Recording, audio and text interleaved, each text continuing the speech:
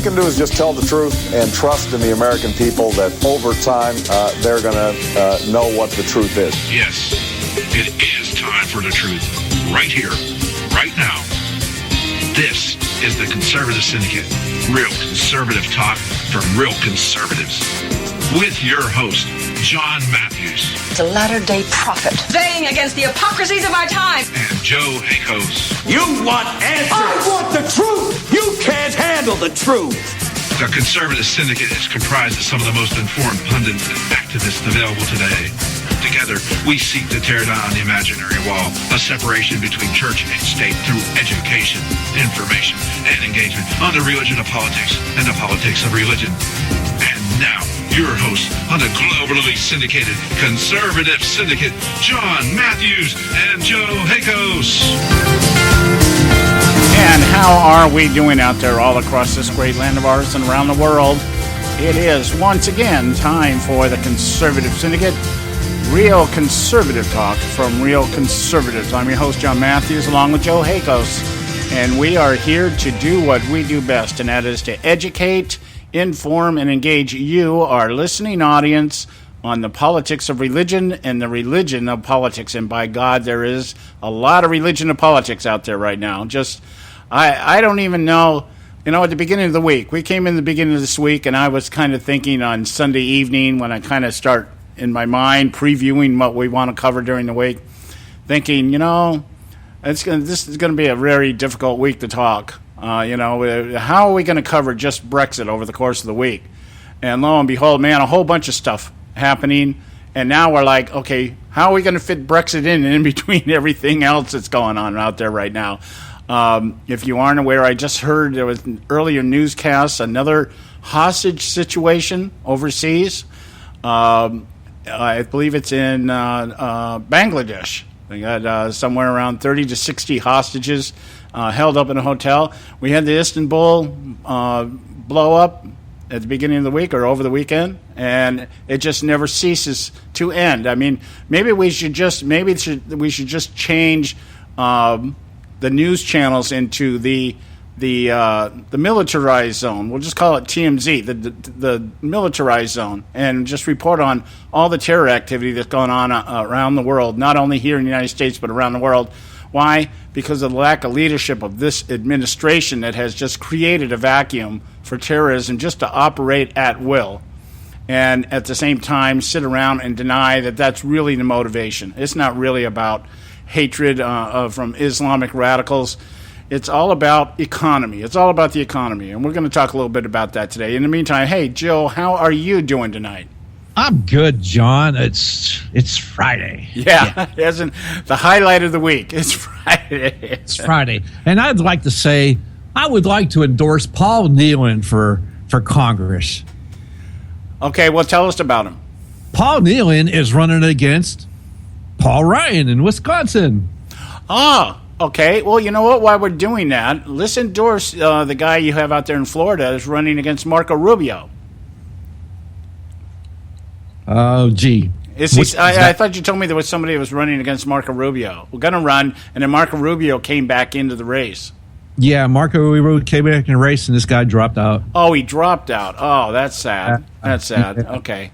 Yeah, yeah, it is what it is. Okay, well, tell us about this guy that's running against Paul Ryan. Now, boy, wouldn't that be great? Paul Nealon. I'm just looking at this thing that he wrote. The first 60 days, what he's going to do. Let's see. One of them is sign on to H.R. 3892, Muslim Brotherhood Terrorist Designation Act, and vociferously defend its merits.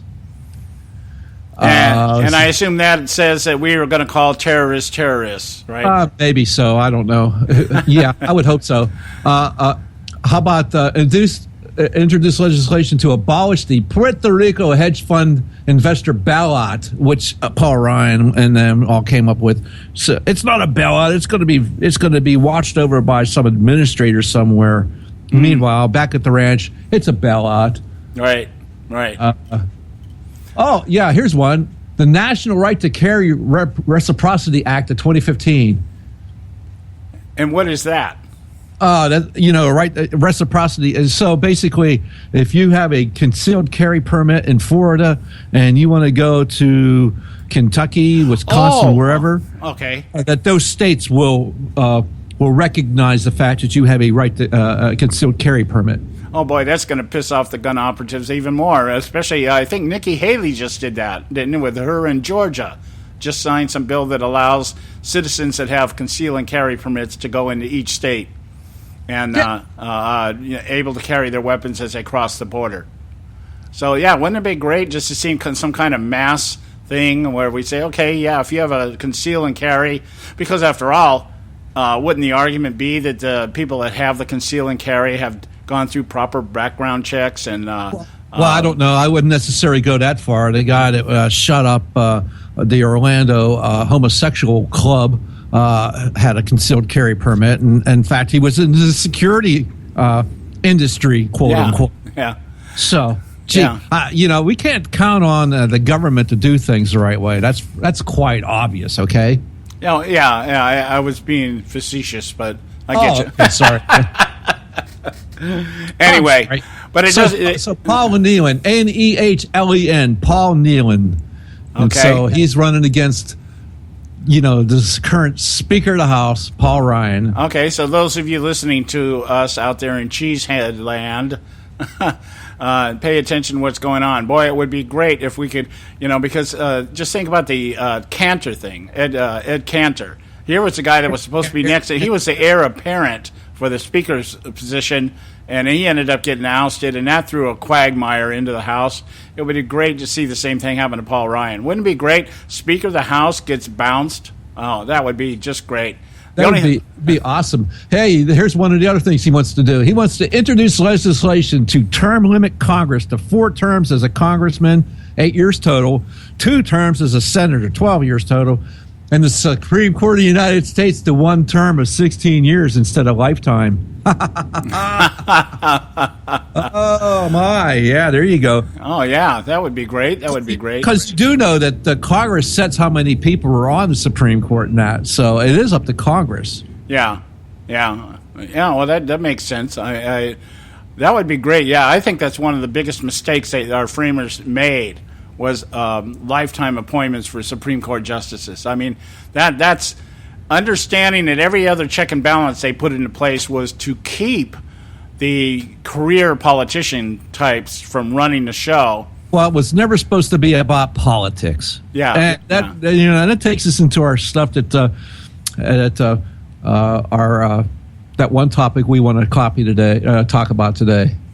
Yeah, we have those of you, if you listen to our show on Wednesday, you heard me talk about, or if you're looking at the listen to the rebroadcast yesterday, because we did a rebroadcast yesterday, but if you did, we had quite a bit of fun with talking about driverless cars and the ethical battle that is taking place, the ethical debate that's taking place amongst designers and manufacturers and proponents that believe that the government should be involved in who designs or who writes the program and determines who lives or dies in an emergency scenario with driverless cars, meaning the computer is supposed to make some kind of instantaneous decision as to the where the lesser damage would be, and that could actually result in you being chosen by your own car to die for the safety of the other person or persons involved in an accident, some kind of accident scenario.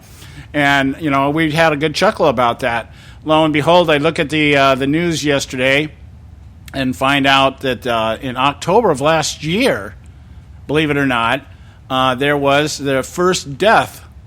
Oh, I'm sorry, it wasn't in October last year. June of this year. I'm sorry, it was October last year that the first article was written about the driverless car and the ethical debate. I'm sorry.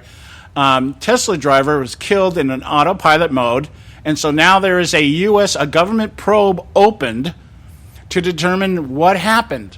What happened? Why didn't the computer do what it was supposed to do? And apparently the way it came down is the computer did not recognize, get this, guys, the side of a big rig. Yeah, the white side of a tractor trailer. Okay, so I guess it didn't make the proper color coordination or pixel setup or whatever it is computers would be designed to do. Well, it was the white side of a tractor trailer against a brightly lit sky because I guess the sun was too bright. Right. Okay. So I guess it's kind of leads us into the old can't hit the broadside of a barn kind of thing, right? You can't consider all possibilities. Yeah. So anyway, the driver was killed, and the Tesla who was conducting the test said the fatality was a tragic loss. Say everything's a tragic loss. It's sad. It's this, that, and the other.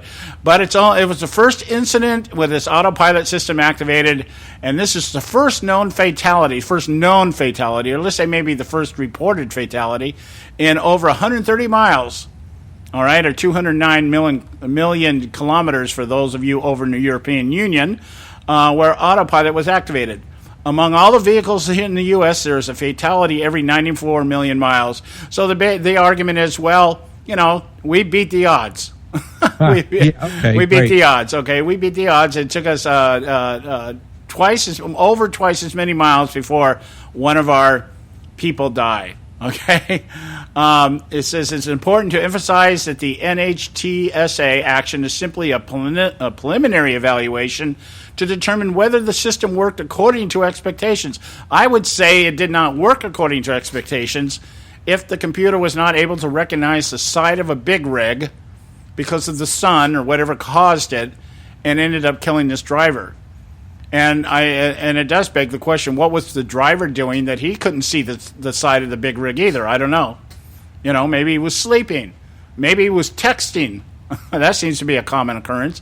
Yeah. Well, Okay. Everybody, like we said the other day, more people were just riding in their cars instead of driving them. Yeah, exactly what you were saying the other day. So it says neither autopilot nor the driver noticed the white side of a tractor trailer against a brightly lit sky, so the brake was never applied. So the driver didn't see the car, the big rig, and the computer didn't see it. And yet we're supposed to be resting assured, well, because it only happened after 200 some odd million miles of testing, this is probably going to be a minimal thing. But it feeds right back into the narrative we were talking about earlier. Who decides who lives or dies in a situation like this? And of course, the designers and everybody else wants to designate the government as the deciding factor or the determining factor as to who does it. And by the way, I'm wondering what happens when something like this happens. Who gets sued? Who's responsible? Who gets sued? Oh boy, the lawyers lap this stuff up. It gives a new meaning to the word ambulance chaser, does it not? Yeah, I just find this. You talked about the article. It was October of last year, and this just come out this month, I think it was, right? Uh-huh. And so I love this last part of this article. It's the scientists said that autonomous driving systems will require programmers to develop algorithms to make critical decisions that are based more on ethics than technology, such as whether to sacrifice a driver or passenger rather than pedestrians. Unbelievable. And maybe what it needs, when I think about, like, we have the old people out here. We've had a couple incidences out here with old people driving. They have farmers market down in L.A., which is a big spread of people. And I think the last one I remember was some old lady got confused and thought her brake was the gas pedal or vice versa or something. Went to slam on the brake, actually hit the gas pedal, zoomed through the farmer's market, killed a bunch of people. And so maybe when we talk about these algorithms, what they're supposed to do is at some point in time blow up, self-destruct, something like that. I don't know. But I'm actually going to watch this now to see how this works out here. Anyway, we got to go to our first break. When we come back, we'll get into today's festivities. We're going to try to tie some loose ends all together today. Start out talking about the Brexit vote, some of the fallout from that. Stay with us right here at the Conservative Syndicate. Don't go away.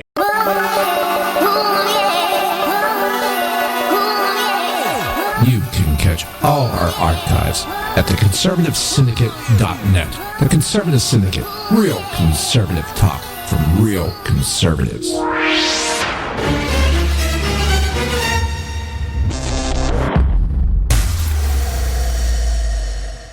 When our water heater broke down last month, it was a nightmare. It took 5 hours for the plumber to show up, and he charged us a couple of $100 just to come out. Then it cost another $1,800 to put in the new water heater. By the time it was all said and done, I felt like I'd been taken. But what else could I do? The smartest thing you can do is get a home warranty from American Residential Warranty. Their home warranties pay to repair or replace all your major appliances when they break, and they will break, and at the worst possible time. Call American Residential Warranty right now for free information on home warranties starting at just pennies a day. Don't wait for your refrigerator to stop running or your ceiling fans to stop turning. Call American Residential Warranty right now. Ask how you can save up to 50% on washer and dryer coverage. Just call 1-800-790-5960. That's 1-800-790-5960. Again, 1-800-790-5960. Call now.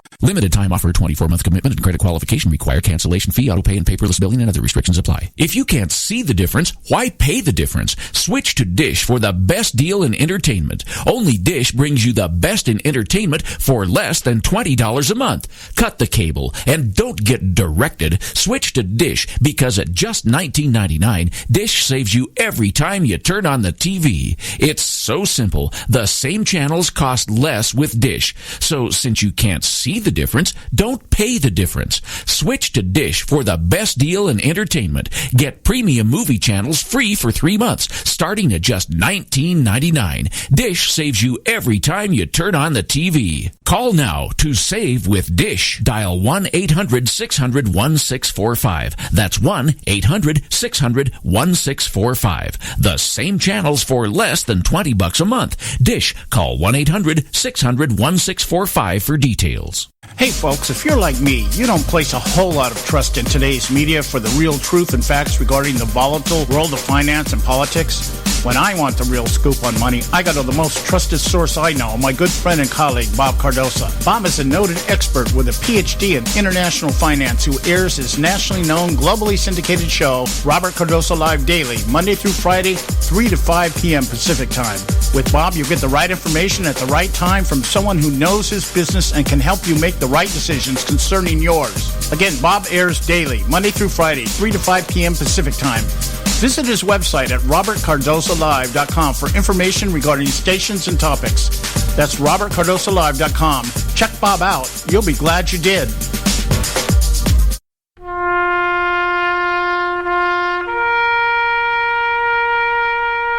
Read something recently worth thinking about. It's the soldier, not the campus organizer, who's given us freedom to demonstrate. It's the soldier, not the reporter, who's given us freedom of the press. It's the soldier, not the poet, who's given us freedom of speech. It's the soldier who serves under the flag, who defends the protesters' right to burn the flag. Isn't it time now to demonstrate that we support our troops? Were it not for the brave, there'd be no land of the free.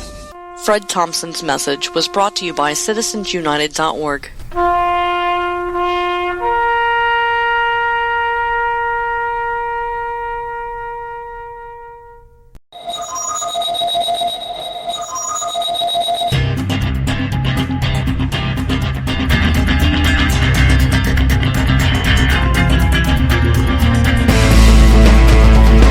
Let's get into it. You're listening to the Conservative Syndicate, Real Conservative Talk from Real Conservatives. I'm your host, John Matthews, along with Joe Hakos. And we are here today on this great Friday before the 4th of July. And hey, guys, guess what? You know, it really isn't all about fireworks. If there's ever a time to appreciate what we have and the sacrifice made by those who established our great republic, this weekend, take some time to really reflect on what's going on in this country today and how everything they sacrificed, everybody before us has sacrificed, what is on the line right now coming up this November, because by golly, this is going to be a very deciding election as to the direction of this country, and who knows which way it's going to go, regardless of who wins, actually. So what happened on on July 4th there, John? Well, it was the day of declaration. As far as I know, it was the day that the declaration was made public, and everybody said yes, the people in Congress, and it was decided that we were going to hold our own Brexit. We didn't even have a Congress yet. That was the Declaration of Independence. Right. And basically, those that signed on to that, John Hancock being the largest signature right in the center of it, they were basically signing a death warrant. Because if they were to be caught, they would have been tried for treason and hung by the neck until they were dead. Right. And willing to make that sacrifice, and look what we found. Now, I always like, when we talk about this kind of stuff, I always like reiterating the fact that this was not something that just spontaneously happened. Okay, this wasn't just, and it wasn't over tea tax. No. Now, that was just one of many things that happened over the course of 12 or 13 years, actually, that brought it to this place. It was the gradual progression of the King of England beginning to oppress the colonies.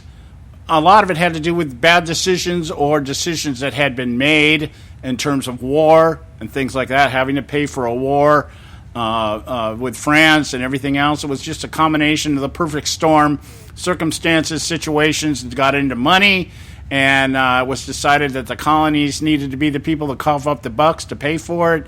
And one thing led to another. A lot of things took place over the course of 12 or 13 years before this declaration was finally put out for the public to hear that the United States was going to be established and pull away from England. So, well, these British subjects wanted to redress their grievances with the dear old king, and the king would have nothing to do with it. And they tried and tried and tried, and he kept on doing things over and over and over again, and became just more and more tyrannical until finally they had enough. And they said, okay, fine, if we're ever to do anything and live as free men and women, then that's when they decided that they were going to go ahead and declare their Declaration of Independence and to enunciate those inalienable rights, among those being life, liberty, and the pursuit of happiness. Yeah, and not unlike what we're seeing today. A president that has just continually refused to heed the will of the people, and in doing so, try to redefine the will of the people, try to spin his actions as authoritative, that he has the authority to do what he's done. The Constitution, because very little regard to the actual Constitution. Here's somebody who proclaims to have been a constitutional law professor, and yet everything he's done has been in direct violation and contradiction of what the framers intended with the Constitution and the Declaration and the other founding documents that make up this country. All these things we're seeing play out again. And so we're at that place. We are in every sense of the word, facing our own Brexit right now. We are looking at, are we going to continue to let a tyrannical few determine and define what it means to be an American and try to downplay or use our American exceptionalism against us for the purpose of trying to create some utopian existence that just in no way, shape, or form could ever happen. Just it cannot, will not, guarantee you cannot happen because of the fallibility of man. There is always going to be evil in the world until such time the world ceases to exist.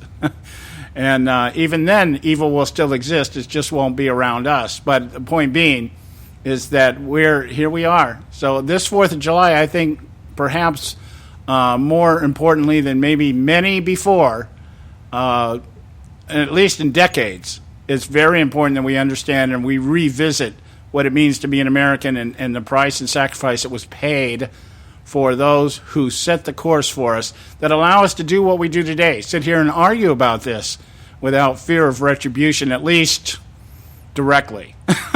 Meaning they can't come and hack your head off yet. Well, it was definitely one of the, that's why the First Amendment of the Bill of Rights is there, the freedom of speech, the freedom of press, the freedom to freedom of religion and the exercise thereof, and then the fact that we have the Second Amendment to the Constitution, that being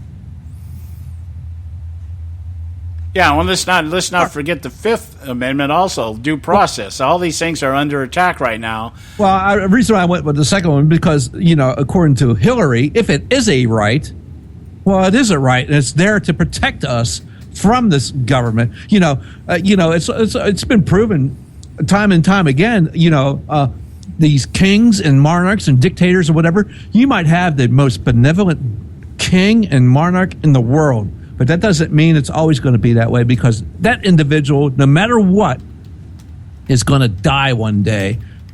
And then what are you going to be left? Or you could get the luck of the draw, and the individual that takes over after that individual is just as nice and benevolent as the first one. But more often than not, that doesn't work out that way. Oh yeah, we've seen that throughout history. Is that there have been good kings and good leaders.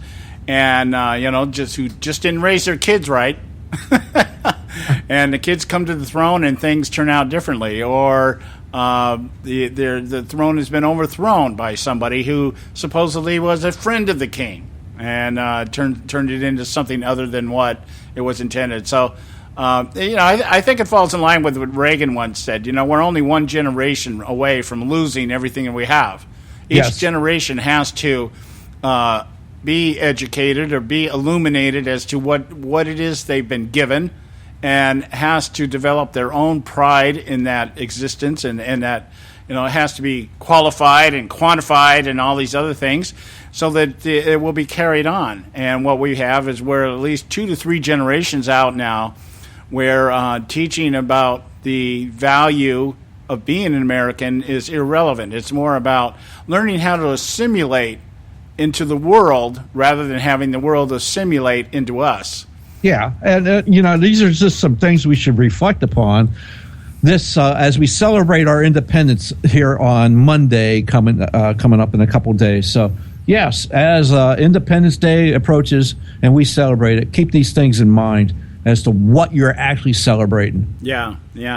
I mean, just a quick example here. When I was growing up as a kid, the 4th of July was a big deal with the fireworks. Fireworks were a big deal. Now, we didn't have the fireworks that we have now. And you had to go down to Disneyland to see something like that. But I mean, the fireworks stands were set up, and in our neighborhood, they had block parties. We'd actually cordon off the streets. The street we lived on was a cul-de-sac. And so they cordon it off, and no cars would come in, and the entire neighborhood would gather together on the street and have basically a block party. And then everybody had their own fireworks, this and so it was, something that we did as a community, as neighbors. And now, I sit out here there's so many cities around us. Norwalk, the city I live in, still allows fireworks, but many of them now don't. Fireworks are outlawed, which means that everybody goes down to Mexico and buys illegal fireworks and comes back up here and sets them off. Okay? But now you can only buy, today is the first day that the fireworks stands are open. They're only allowed to be open for 3 days. 3 days before the 4th of July.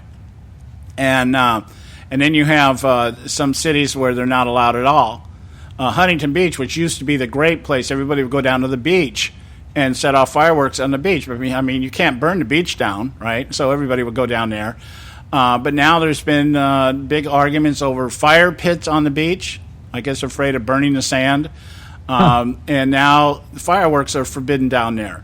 Why? Because there is an element of our society today that goes down to Huntington Beach and thinks it's time to get drunk and stoned. And there's riots down there. The last 2 years they've had riots and fights, with the college crowd shows up for spring break kind of thing. And everything goes to hell in a handbasket. And the people that live down there are affluent people. They pay good money for their homes down there and everything. And they don't like their territory, screwed with. So there it is. So anyway, let's appreciate the 4th of July for what it is, a celebration of who we are, and let's just hope that we remain who we are, because there's a storm on the horizon. We got to go to a break here. When we come back, we are going to get into the topic here of Brexit and kind of tie up this loose end we've been talking about all week. Stay with us right here at the Conservative Syndicate. Don't go away. We'll be right back. Talk Radio, WRS Cleveland.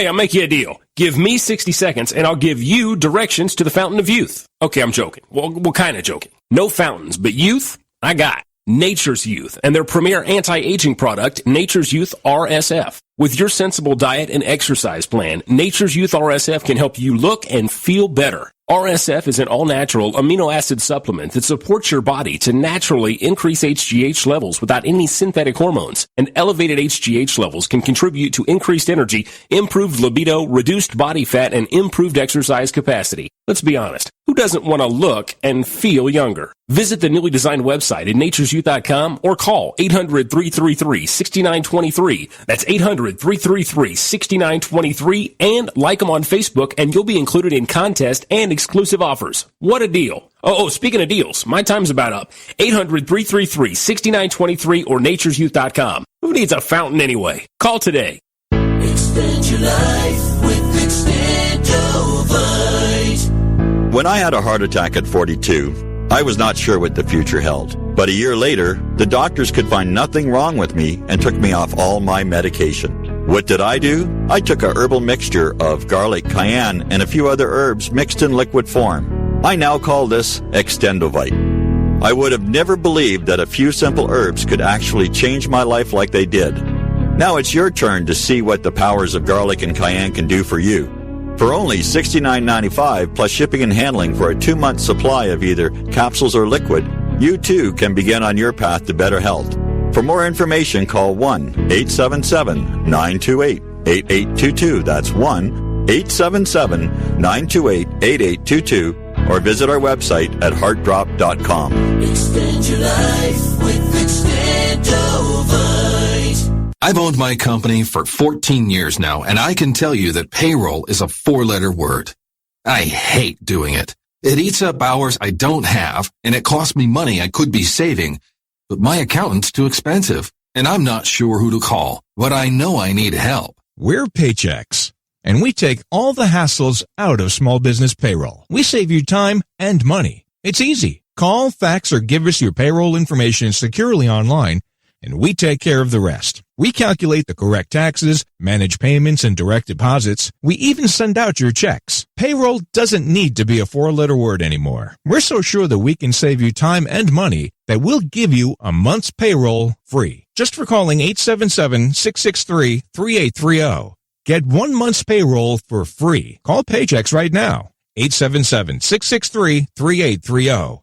That's 877-663-3830. Hey, I don't back anybody unless I believe in them. And I do believe in the value of investing in gold and silver. And the company I trust to buy my gold and silver from is Swiss America. I've been working with them for nearly a decade. I trust them, and you can too. Swiss America will help you sort through and find the best options available when you're considering investing in gold and silver coins. Listen, for over 30 years, Swiss America has been offering Americans what they want in their investments: safety, liquidity, quality, reliability, and a potential profit. Gold and silver have a place in every investor's portfolio. So, why not let Swiss America help you diversify your investment portfolio now? Call now for free information.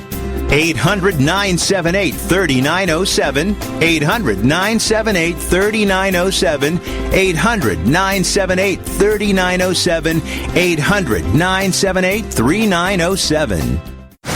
Hey, Bugsy, you hear the news about Vinny? Yeah, it's a real shame. He owed money to the IRS and they finally cut up with him. Just like Al Capone. If the IRS can get to Capone, imagine what they can do to little old Vinny, huh? Poor cat, he was on top of the world. Then bada boom, bada bing. What Vinny needs now is an offer he can't refuse. Hey, you got a tax problem? Does the IRS claim you owe them a bunch of dough? They can get you too. So call the tax relief line now and learn if you qualify to negotiate your $10,000 plus IRS tax debt for up to a 75% savings. Don't be like Al or Vinny and get busted. Make this free call now. Learn how you may be able to pay the IRS less. Call now. 866-657-8474. 866-657-8474. 866-657-8474. 866-657-8474.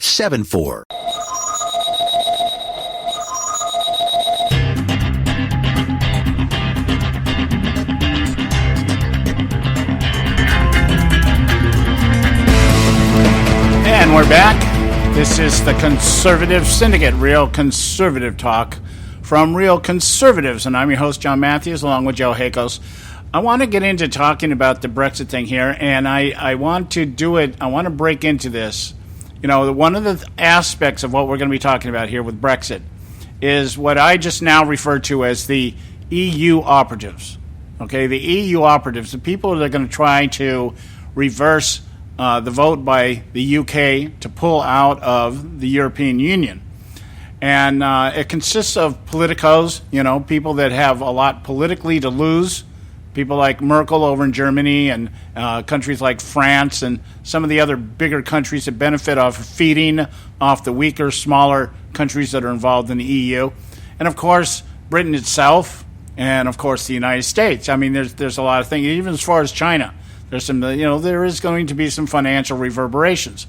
But as we were saying at the beginning of this thing, the sky is falling concept that the economy was going to crash and burn and we were all going to global recession and depression and everything else isn't coming about. And, Joe, you found an article today that kind of debunks that myth right off the top. You want to share that? Yeah. Excuse me. This is out of Reuters. Britain's top share index rose for the fourth straight session on Friday, leaving it set to post the biggest weekly rise in 4.5 years as banks rebounded after a sell-off following Britain's vote to leave the EU. Britain's FTSE 100 was up 15.12 points, or 0.3%. That's, who cares what the number is, taking gains on the week to 6.2%. Said it left its index set for its biggest weekly gain since December 2011. Wow.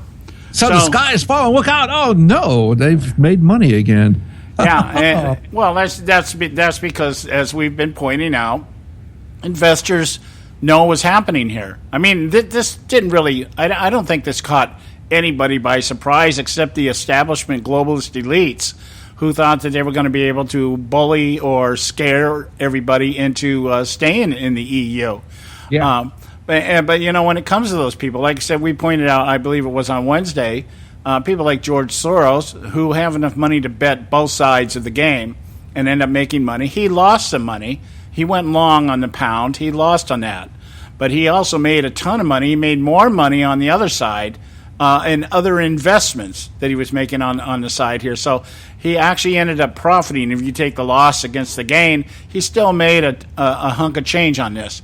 And, you know, I was just thinking here because one of the things that just popped up on my headlines here, I get these little notifications, is we talk about the globalist elites and what they're going to try to do here to reverse this Brexit vote. And what I'm finding here right off the top here, published today by Peter Byrne over at Fox News, Clinton sought secret information on the EU bailout plans as son-in-law's doomed hedge fund gambled on Greece. Now, that happened earlier last year, or late last year. Remember, the EU had to bail out Greece, and it was a big thing here. Many thought Greece was going to die, financially going to go bankrupt and everything else. And at the last minute, Merkel stuck her hands into this somehow, and they were able to pull Greece out. And Mark Mezvinsky, who is Chelsea Clinton's husband, is a hedge fund manager. Imagine that. Imagine that. And he bet big on the Greek economic recovery, but that really hasn't ever come about. Okay, Greek is rescued, but they're not recovering. Mainly because 70% of their payroll, the people working, 70% of the Greek population is on government payroll. Okay, so anyway, the point being is that now another investigation is beginning underway as to whether or not Hillary Clinton, as Secretary of State, intervened and tried to get insider information on the EU bailout in order to help her son-in-law, whose hedge fund, Eagle Vale Partners, went almost completely bankrupt. It says near total losses. Meaning all the humanity of it all. Oh. Yeah, $325 million offshore fund Okay, and we haven't even talked about the Panama thing down in Panama, which was released a few months ago, where all these people that are always out there talking about how the rich take advantage of everything. Well, Hillary Clinton has ties to this Panama account that was created by her and Barack Obama, by the way, to fund development down in South America. And it was leaked that there's a lot of the liberal elites out there, the globalists that we're talking about, had money hidden in these accounts. Gee, just imagine that. They're out there talking about making it fair, giving everybody their fair share, leveling the playing field. The very people that are out there talking about the advantages of globalism are actually playing pure capitalistic games by hiding their money in offshore accounts and banks that do secret business and this, that, and the other.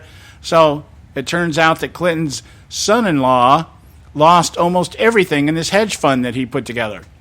Oh, darn. Oh, darn. Oh, hey, but, good things come to those who wait. Yeah, hey, and speaking of Brexit, when are they going to do this Article 50 convention thing over there to get the ball rolling on Britain leaving? Because until that happens, Britain's still in the EU. So, they're talking about when are they going to plan on doing that. And you mentioned yesterday that one of our listeners emailed you and asked who was going to take over for Cameron in the quote unquote Conservative Party leadership. And I'm looking at, they did a straw poll, and Boris Johnson announced, I believe this morning, that he is not going to run for that position of prime minister. So she asked specifically about Mr. Johnson, and he is not going to be running. So according to this Tory leadership Breitbart London straw poll, Andrea Leadsom is in the lead for that. Then Liam Fox and Theresa May. Theresa May, I don't know. She is definitely not the one to go for because she is basically as a wolf in sheep's clothing, basically. Let's put it that way. So is there any talk that you're picking up on out there as to who the favorite is? Who do they expect to end up at the top of the heap here when it's over? It's still very, very early, although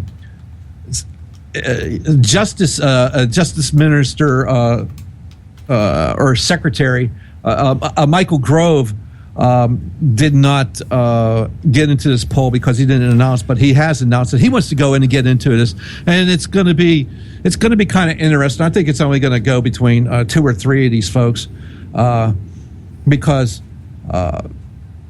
It's kind of like some of these folks are like the Lindsey Grahams of British politics over there, that kind of thing. It's like who's that guy? I think give it a couple more, give it about 2 more weeks, and we'll have a better say on this. And then they're going to have to do something before September. Yeah, I believe September is the date that they have to do something on. So that's. And give them a few more. Give them a week or so. I think this will kind of iron out, and you'll get the clear favorites on who. Because let's face it, there's the prime minister job's open. It's kind of like, hey, everybody, who wants to be prime minister today? So you're going to have these folks that have these delusions of grandeur are going to speak up, but have really no shot, or should never even bother because of things they've done in the past. Yeah, so. Maybe. Yeah, the Bernie Sanders crowd. kind of source. I mean, this Theresa May is she basically is not. Obviously, the Conservative Party is going to have to get somebody that wants to have the Brexit happen, not somebody that's stood against the Brexit like Theresa May did. So it's time to get somebody that's full bore, ready to get on with it and push this thing through to the end. And so that's how I think that's going to be the number one criteria they're going to look at. Okay, so we're going to take a quick break here. When we come back here, I want to talk about the three amigos in line with this Brexit vote here. Like I said, we're talking about EU operatives, investors, and politicos. We're going to talk about some politicos here when we come back. The three amigos who met up in Ottawa, Canada, earlier this week. And a couple of things here I want to highlight, especially our illustrious president, who was just so good at redefining what anything means in context of what he thinks it should mean. So stay with us right here at the Conservative Syndicate. We'll be right back.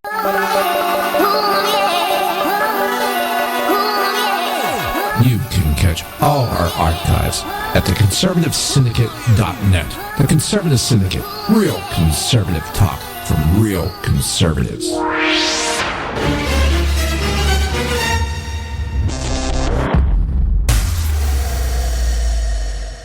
Hey folks, if you're like me, you don't place a whole lot of trust in today's media for the real truth and facts regarding the volatile world of finance and politics. When I want the real scoop on money, I go to the most trusted source I know, my good friend and colleague, Bob Cardoso. Bob is a noted expert with a PhD in international finance who airs his nationally known, globally syndicated show, Robert Cardoso Live Daily, Monday through Friday, 3 to 5 p.m. Pacific Time. With Bob, you get the right information at the right time from someone who knows his business and can help you make the right decisions concerning yours. Again, Bob airs daily, Monday through Friday, 3 to 5 p.m. Pacific Time. Visit his website at robertcardosolive.com for information regarding stations and topics. That's robertcardosolive.com. Check Bob out. You'll be glad you did.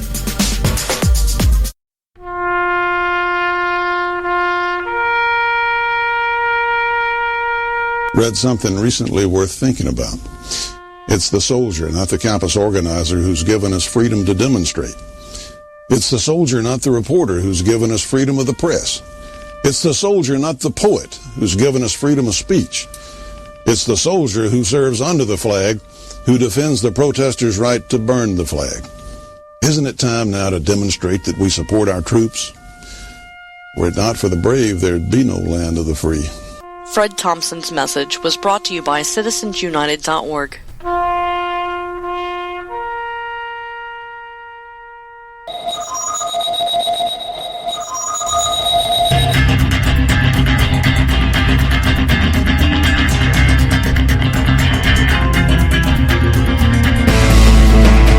Hey, we're back. The Conservative Syndicate, real conservative talk from real conservatives. And you want to visit our website, theconservativesyndicate.net. Do it over this weekend. You're going to have a lot of time off, 4-day holiday in some places. Out here in California, we've got some people doing already off today. We'll be off on Monday. Take the time to visit our website, theconservativesyndicate.net. Okay, I want to get into this. The three amigos up in Ottawa, Canada, earlier this week. And as we noted earlier in the week, we talked briefly about it, but I want to get into it in a little bit more detail as we try to close out our thread on Brexit this week. Of course, I'm sure there's more that will be developing over the weeks ahead, but at least the initial impact of everything that's going on right now. We've already debunked the myth that the economic collapse that was going to happen with the gloom and doom naysayers out there is not happening. That's not to say that there won't be something going on to try to create it. And if that happens, that'll be from the politicos. It won't be from the investors. They've all made their moves. They either won or lost. But when we talk about the politicos, the people that need the Brexit vote to be undone in order to maintain their power grab, that's a whole different story. I've come to believe that there is definitely going to be something done to try to bring about economic calamity for the purpose of being able to say, see, we told you so. Because right now they can't say that. That's exactly what Nigel Farage was speaking to when he gave his speech in front of the European Parliament, to do things in an adult manner and try not to punish the Brits for wanting to leave and have their own sovereignty. And that was greeted with jeers and some cheers and boos and hisses. So, but those are from the French and German representatives there, because they're upset with the Brits because they don't want to play with with France and Germany anymore. Right. At least as a on the same team. Now, and as Farage said, hey, we'll play with you guys. We just want to play on our own field for once. Right. Okay. Yeah, you're absolutely right. Absolutely right. Now, what I want to do here, I got a clip. I got a 6.5 minute clip here from Barack Obama. Okay, up in Ottawa for 6 minutes. Well, we're not going to listen to the whole clip at one time. We're going to do what we did last week with the Trump and Clinton speeches. We're going to break it off at certain points here where I've marked where I want to comment and get Joe's take on this stuff too. We can do that. In particular is Barack Obama's contention here that the Brexit vote wasn't really about immigration at all. He's trying to play it from an economic standpoint, that people are just so dissatisfied with the lack of work and the economic conditions within their respective countries. I don't know how he could even say that with Britain, who has the pound right now, which is the strongest currency in the world right now, by the way, or was. And, but they're trying to paint it within that umbrella of economic doom and gloom. And that with the Brits pulling out of the EU and subsequent Scotland and Wales and Northern Ireland, that this was going to bring about economic calamity not seen since the Great Depression. I think some people put it that way. People like George Soros and stuff. So, and as we've just debunked that myth, that the stock market is doing very well and rising very fast in spite of all this. It took some hits the first couple of days and recovered very nicely here. But we're going to start this out, and I'm just going to stop it at places where I've marked it, because this is the narrative. This is a lesson in how the left speaks in regard to the narrative, especially when they're losing the narrative. So this Barack Obama up in Ottawa, Canada, earlier this week. If you'll allow me, I want to say one last thing, though, because it's been a running thread in a bunch of questions, and that's this whole issue of populism. Maybe somebody can pull up in a dictionary quickly the phrase populism, but I'm not... Okay, I stopped it right there. Right there. He said, I could pull up the dictionary definition of populism. Okay, well, I did that. Okay, good. Okay, now, and because this is great. This is how doublespeak works. Listen to this. At the root, populism is a belief in the power of regular people and in their right to have control over their government rather than a small group of political insiders or a wealthy elite. The word populism comes from the Latin word for people. Okay, that is the literal definition of populism. Now, what's going to happen?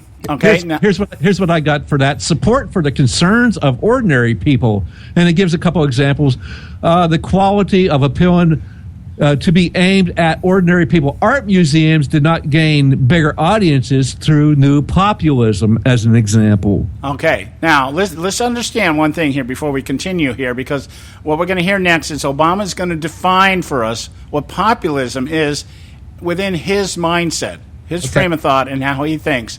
And understanding this is a man that sold himself to us during his initial campaign as a centralist, a pragmatist, rather than a populist or a leftist or a progressive or anything else. He walked the fence.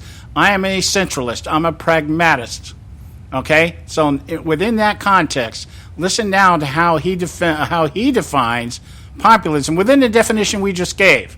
Okay? The belief in the power of regular people. There's the buzzwords.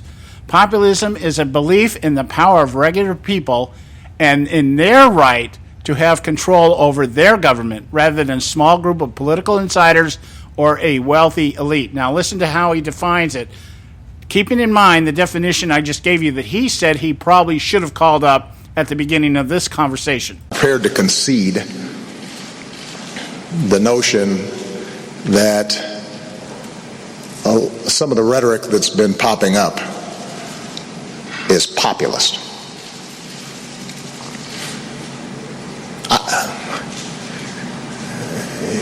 When I ran in 2008, and the reason I ran again, and the reason even after I leave this office I will continue to work in some capacity in public service, is because I care about people, and I want to make sure every kid in America has the same opportunities that I had. And I care about poor people who are working really hard and don't have a chance to advance. And I care about workers being able to have a collective voice in the workplace. and get their fair share of the pie.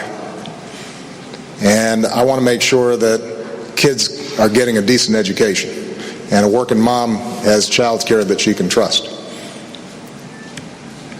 And I think we should have a tax system that's fair, and that folks like me who have benefited from the incredible opportunities in my society should pay a little bit more to make sure that somebody else's kids who weren't as lucky have those same opportunities. And I think there should be curbs on the excesses of our financial sector so that we don't repeat the debacles of 2007 and 2008. And I think there should be transparency in how our systems work so that we don't have people dodging taxes by setting up offshore accounts in other places and avoiding the responsibilities that their fellow citizens who don't have fancy lawyers and accountants.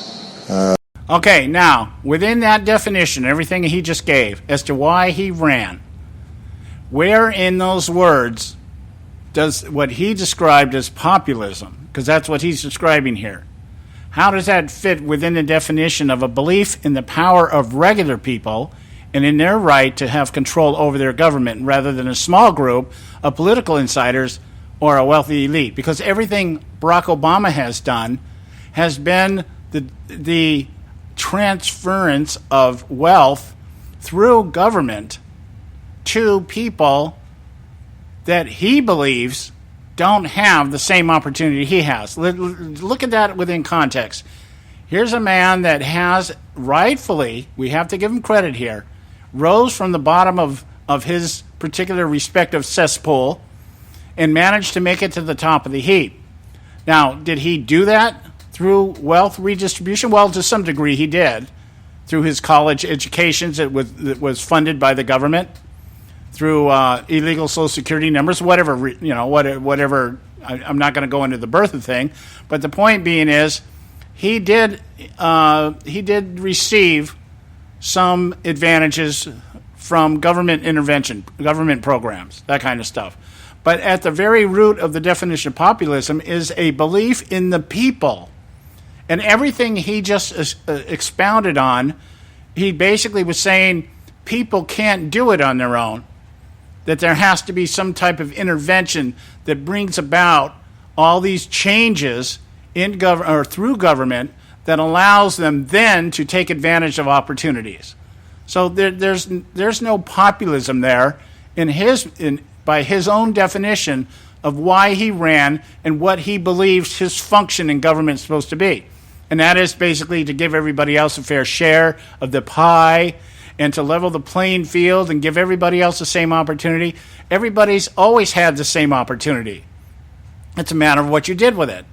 We have people in government today that have risen out of poverty, people of color, people of different religions and Judeo-Christianity, and they have taken advantage of the opportunity and have risen to the top of their respective fields. But see, but it sounds nice. That's my point. It sounds nice. It sounds, oh yeah, he had all the right motivation. No, his motivation was not populism. It was collectivism. It's collectivism. It's being able to determine who gets what based on your own set of values and ideals in terms of what makes America great and what entitlement and opportunity are interchangeable words with them. So I got to leave it there because we're at the top of the hour. Well, we'll continue this when we come back. It's time for the Edwards Notebook. Don't go away. We got a lot more for you. Some people say that it's all over for America, while others, like me, believe the best is yet to come. What say you? Hello, I'm Ron Edwards. On today's page from the Edwards Notebook, we all can recite the myriad of setbacks that currently beset our remarkable republic. The Obama administration has seriously damaged every major pillar of society. Stagnation dominates the economy, and bad morale permeates the military. Government school education is now worse than ever before, and that's just for starters. The giants of destruction of America seem to be everywhere, including the thousands of terrorists roaming our streets, looking to kill, steal, and destroy. But you know what?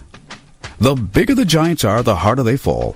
The Bible says the power of life and death are in the tongue. In ancient Israel, 10 men were sent out to spy out the land to report on the odds of the children of Israel taking the promised land for themselves. 8 said it's impossible, but 2 said we can take the giants and the land. America, the choice is ours, to either fold up in defeat or stand and believe that it's not over for our republic. Yes, we as a nation have stumbled, but I believe we the people, through providential guidance, will soon reignite the torch of liberty and fulfill our God-ordained manifest destiny of greatness. I'm Ron Edwards.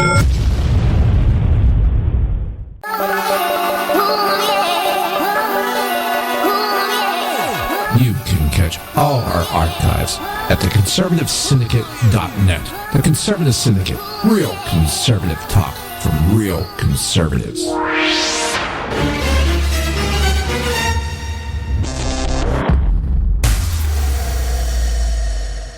Hey folks, if you're like me, you don't place a whole lot of trust in today's media for the real truth and facts regarding the volatile world of finance and politics. When I want the real scoop on money, I go to the most trusted source I know, my good friend and colleague, Bob Cardoso. Bob is a noted expert with a PhD in international finance who airs his nationally known, globally syndicated show, Robert Cardoso Live Daily, Monday through Friday, 3 to 5 p.m. Pacific Time.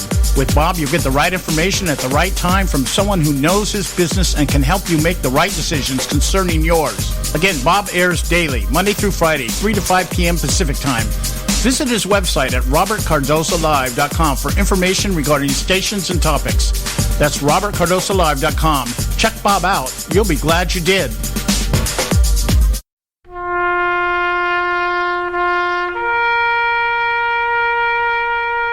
Read something recently worth thinking about.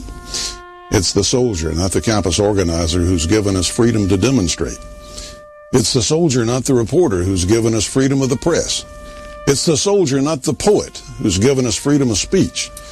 It's the soldier who serves under the flag, who defends the protesters' right to burn the flag. Isn't it time now to demonstrate that we support our troops? Were it not for the brave, there'd be no land of the free. Fred Thompson's message was brought to you by citizensunited.org. Limited time offer, 24-month commitment and credit qualification require. Cancellation fee, auto pay, and paperless billing and other restrictions apply. If you can't see the difference, why pay the difference? Switch to Dish for the best deal in entertainment. Only Dish brings you the best in entertainment for less than $20 a month. Cut the cable and don't get directed. Switch to Dish because at just $19.99, Dish saves you every time you turn on the TV. It's so simple. The same channels cost less with Dish. So since you can't see the difference, don't pay the difference. Switch to Dish for the best deal in entertainment. Get premium movie channels free for 3 months, starting at just $19.99. Dish saves you every time you turn on the TV. Call now to save with Dish. Dial 1-800-600-1645. That's 1-800-600-1645. The same channels for less than $20 a month. Dish. Call 1-800-600-1645 for details.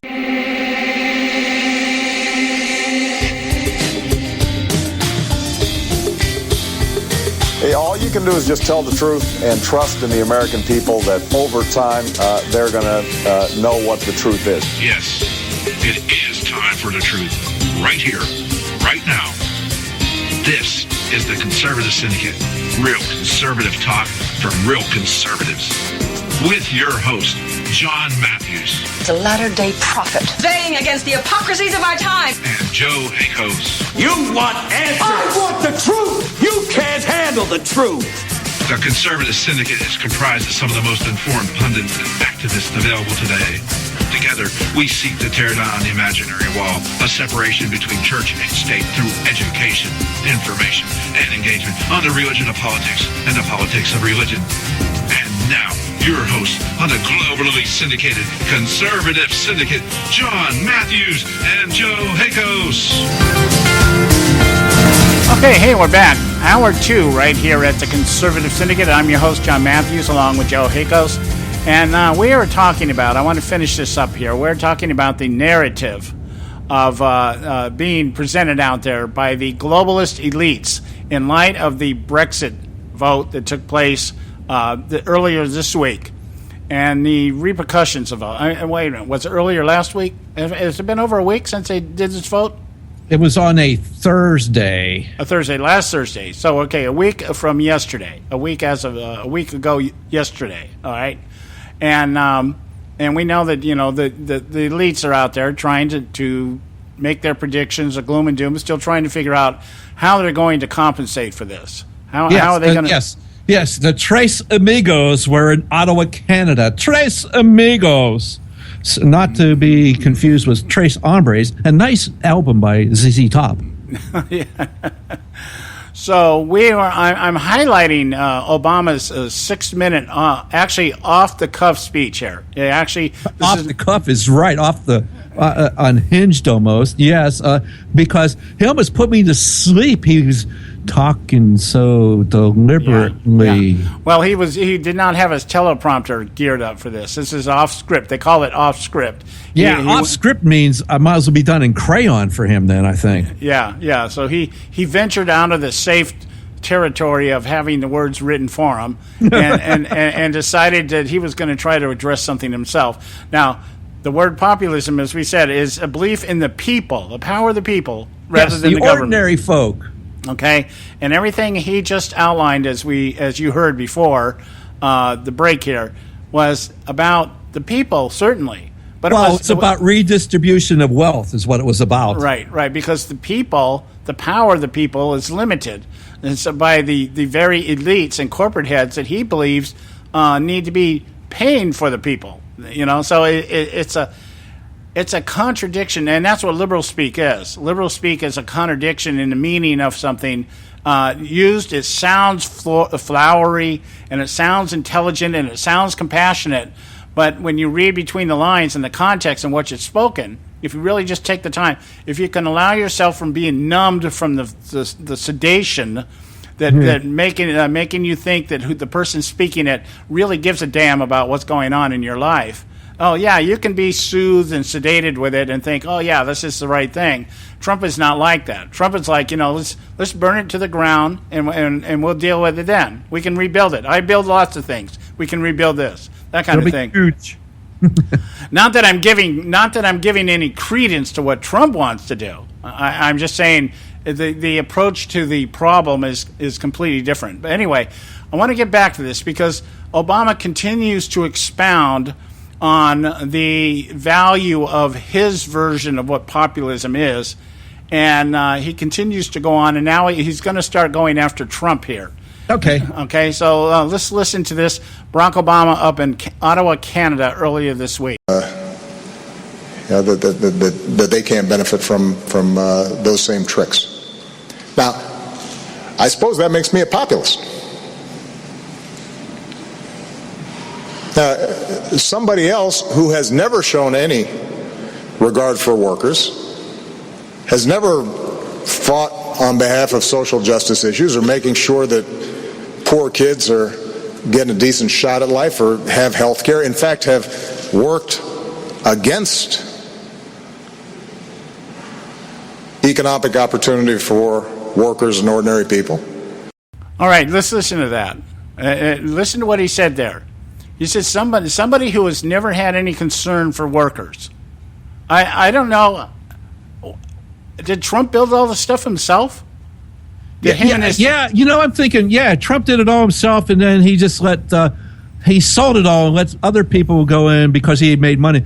I think he actually had to hire people to do a lot of this stuff. So he kind of gave them an opportunity to pursue what they wanted to do, i.e. build things and stuff and do what they wanted to do because, people would build things. It isn't because they were the guidance counselor in high school said this is what you must do. It's kind of one of those things they like to do, Oh, yeah, and just think about it. I mean, I'm just wondering, did Trump and his two sons and his two daughters or whatever, were they out there digging the dirt, laying the foundation, erecting the girders and building these things? Somebody has no regard for the workers? What best regard can you have for the workers? Create a job for the workers to go to. Gee, I don't know, John. Maybe you should find the government a way to coerce people into work in those kind of jobs. Yeah, I don't know. Mr. Obama is just a little off base here. Yeah. So let's continue. It gets better. Believe me, it gets better. Oh, my goodness. Okay, here we go. They don't suddenly become a populist because they say something controversial in order to win votes. It's not the measure of populism. That's nativism or xenophobia or worse.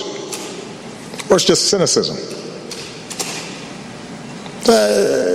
So I would just advise everybody be careful about suddenly attributing to whoever pops up at a time of economic anxiety the label that they're populists.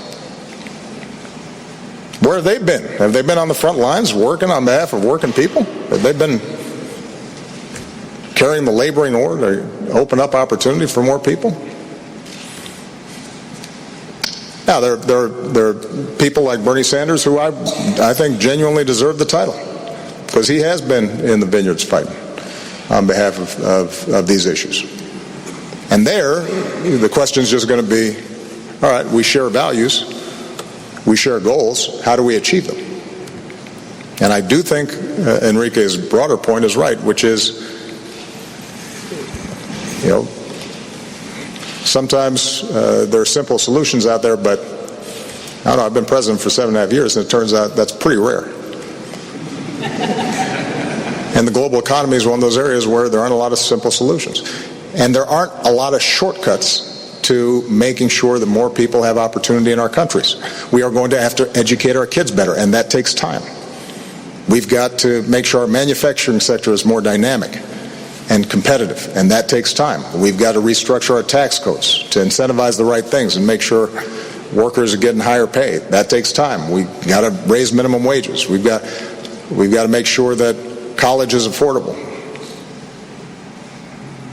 We have to restructure and reform our financial sector so they're not reckless, but we got to do so in ways that don't destroy the entire system and throw millions of people suddenly out of work. Okay, so what he is touting here, this is just, he has drawn the line in the sand, and he said basically this is a debate between private enterprise and government and redistribution. And in no way does private enterprise contribute anything to anybody outside of what government allows or mandates that it does. He's basically just saying, private sector, they don't create jobs. Private sector doesn't provide opportunity. He's using that word opportunity like you can only have opportunity if the government intervenes, if the government provides the way, if the government regulates the industries and the economy in such a way that that's the only way you're going to have access to the same opportunity as the people that have built the companies that he is railing against. Think about this for a minute. These people that have built these large corporations, people like Donald Trump. Yeah, okay, so he is an establishment type. Trump is an establishment type. I listened to him earlier today at a speech he was given at some conservative conference, Western Conservative Summit or something like that. And he actually admitted that he used to be an establishment type. He admitted it. Yeah, I used to be one of these people, talking about manipulating through politics. Yeah, I used to be one of these people. But he also, in another speech earlier in the week, outlined the fact that one of the reasons he was running for the presidency is because he felt the need to give back to the country something in form of helping the country restore itself, because he had gained so much from it. He's saying the same thing as Barack Obama. Listen to this. Barack Obama talks about how he has benefited from our system. And what's his response? I want to change the system. Donald Trump says, I have benefited from the system. I want to restore the system. Now, just those two thoughts by themselves, think about that. Just the difference between how they perceive the very same system that gave them the opportunity to be where they're at today. Barack Obama wants to tear it down and restructure it to give to those who perhaps don't really deserve it because they're not willing to do what they have to do to get it. They want to give it to them. Donald Trump wants to restore it as an opportunity for people to be able to do what he did, to build something big and to build something great for them and their families. We got to go to break. When we come back, we'll finish this off here. And the punchline here you're going to love. The punchline towards the end of this, it's so typically Obama. Stay with us right here at the Conservative Syndicate. Right now, time for Moments of Madness. Today on Moments of Madness.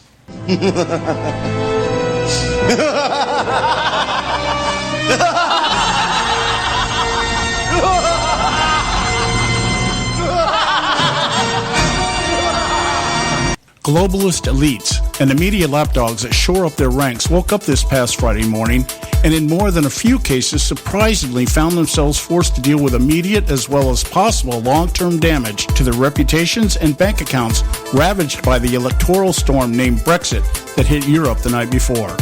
While a few proponents of the New World Order downplayed to the public the UK's exit from the EU as nothing more than a tremor brought about by a disgruntled workforce not feeling the utopian aura wealth redistribution promises but never delivers, there is much to indicate the UK's decision is the beginning of the perfect storm, one that may actually generate an ideological tsunami that could reshape the geopolitical landscape to a degree not felt since the fall of the Berlin Wall and the Soviet Union.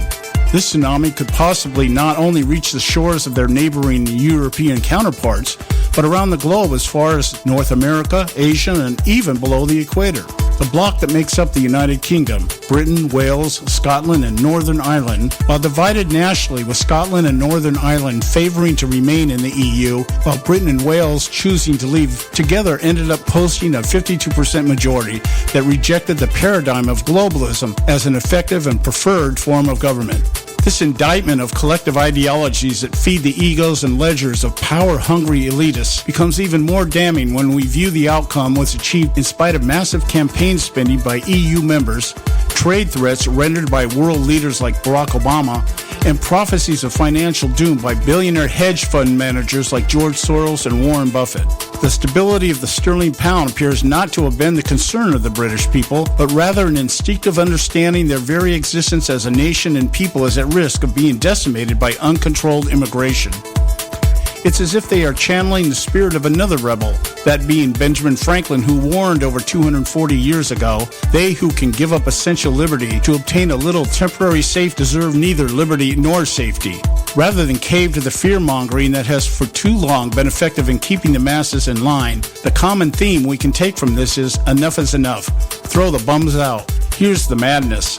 Like the graffiti etched into the clay walls of imploding Rome or painted on the Berlin Wall in plain sight for all to see, ideological collectivism touted in any form, regardless of perceptions of good intent conveyed by its proponents and planners, will only be tolerated by those subjected to it until such time as it can be obliterated by the very people it enslaves. Yet those who hold dogmatically to various hybrids of communism continue to perpetuate the deception that to surrender one's individuality and the rights inherent to such stature in favor of joining the ranks of true believers is the only true means by which universal peace and socio-economic order can be sustained, in spite of all historical evidence to the contrary. Is it willful ignorance of the obvious, or an undeterred determination to do what's right? I think not. It's because deception serves as a means to an end, their end. And while it may be true to some degree, those who join the ranks of true believers may obtain a little temporary safety and security, as Franklin once quipped, natural law mandates they eventually rejoin the ranks of the disgruntled and disenfranchised to once again roam the decrepit streets ravaged by collective barbarism, with little choice but to tag graffiti on the decaying walls of the stores they loot. And the storm begins another cycle. Such it is right now across America. We, the benefactors of the great experiment of republicanism, face our own storm. This storm, not unlike the one that hit Europe this past week, threatens our very existence as a republic, a nation, and a people should we not take the necessary steps to prepare for it. For if we continue to listen to the words that form the empty promises elicited by both sides of our political establishments, should we continue to believe things will take care of themselves, Should we continue to pray to our God for deliverance in spite of our rejection of Him, then we may find ourselves lamenting another great statement from Benjamin Franklin. You have a republic if you can keep it. This storm may be the last opportunity for us, perhaps forever. This is John Matthews for Moments of Madness.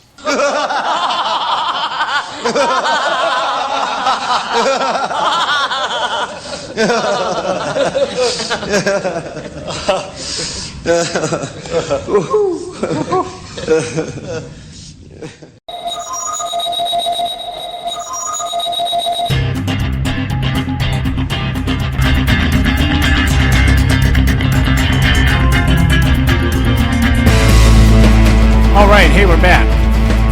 And you are listening to the Conservative Syndicate, Real Conservative Talk from Real Conservatives. A quick comment here, just before we get back to our Obama thing here. Just quick thought from you, Joe.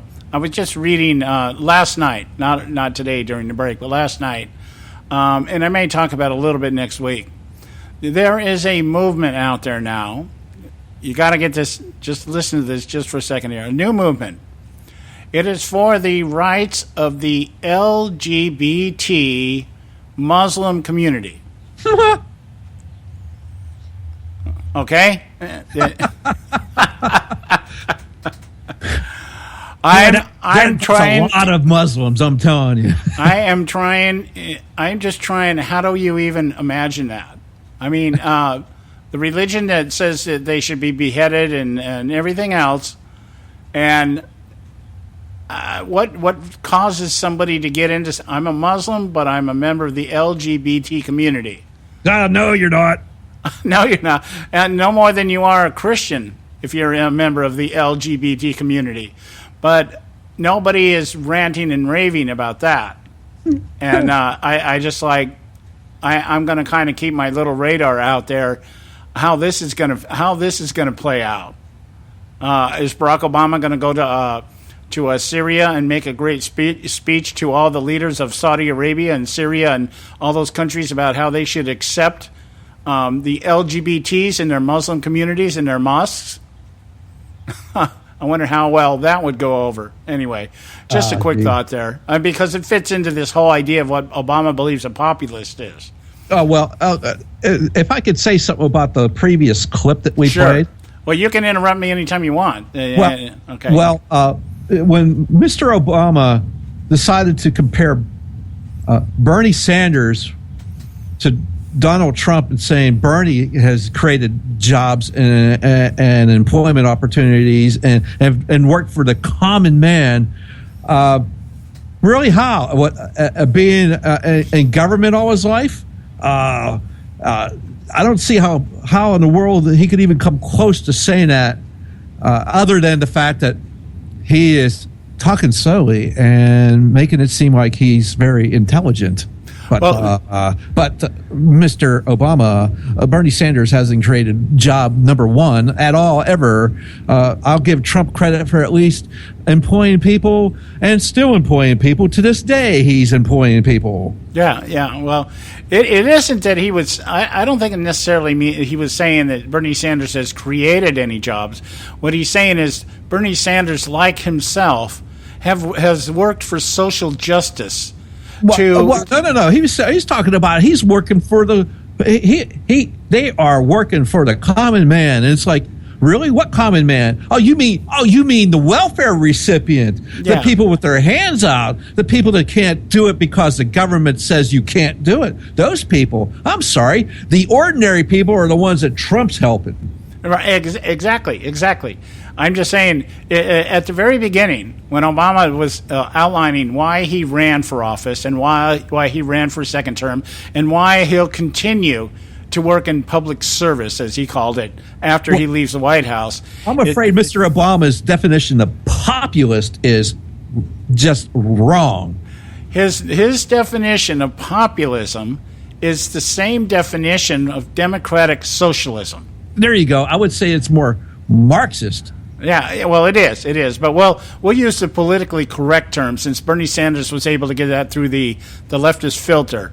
It is democratic socialism, meaning that when Barack Obama talks about opportunity, He talks about opportunity that's created by the government through the manipulation of the private sector. The job creators are manipulated in a certain way that provides an opportunity that perhaps people otherwise wouldn't have.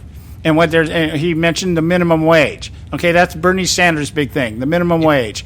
That's his big champion legacy that he's been at for forever. And healthcare and free college. See, that's a manipulation of the private sector to provide opportunity through redistribution. And in Obama's mind, that is the equivalent of actually going out, putting up capital at risk, and building a business from the ground up. See, that's what I'm saying. This is this face-off, this line in the sand where he's saying basically it's public sector. Maybe the private sector people are the ones that put the capital up, as Bernie Sanders once referred to it as casino capitalism. Casino capitalism, yes. Okay, you go out there and you do the risk. You take your life savings. You run a second on your mortgage or whatever to get that money out there. But at some point in time, any return on your investment needs to be regulated and redistributed to others who helped you gain all that wealth. So that they too have the same opportunity to accumulate the same wealth. The government can dictate who's going to get that opportunity. Right. Yes. And if you get too big and get too many gains, we're going to have to slow you down and make sure that because you could get too big and hurt people, and we can't let that, because the only people that can hurt people is the government. They're allowed to hurt people. Yeah, and they can do it on your behalf and for the good of all. Yeah, it may hurt a little bit. We may be actually causing some pain, but you'll appreciate the pain we're causing because somebody else is going to have less pain now.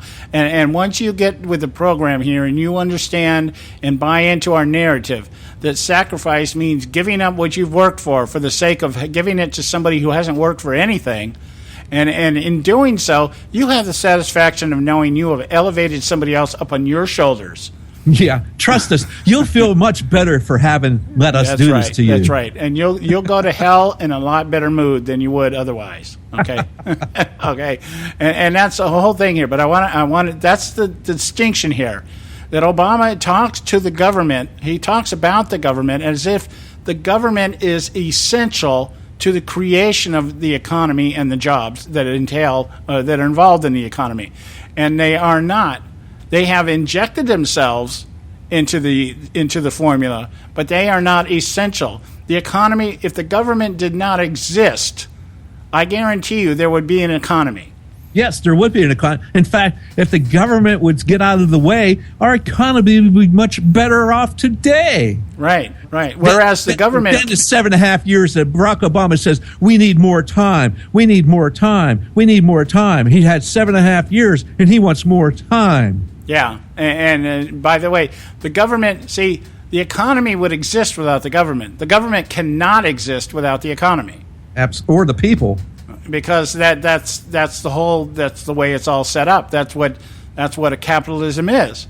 Okay, so here we are. We're sitting here listening to this guy try to explain to us that basically what he is doing, he's trying to define government within the context of a corporation, job creation, and everything else that goes with it. The only difference is we have your interest at heart rather than just our own. And call it populism. Call it, hey, on behalf of the ordinary people.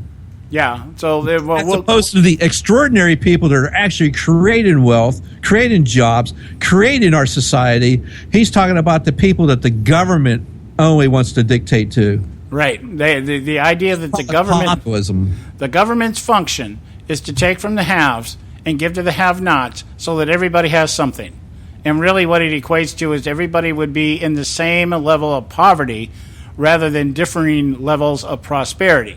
Yeah, that's his definition of government. That's not the way government really should work, though. Yeah, so we're going to go to a break here. When we come back, we will finish this clip up. I'm glad I brought this clip up. It really has helped me fill in the holes today, how we wanted to close this thread out this week. So stay with us right here at the Conservative Syndicate. Don't go away.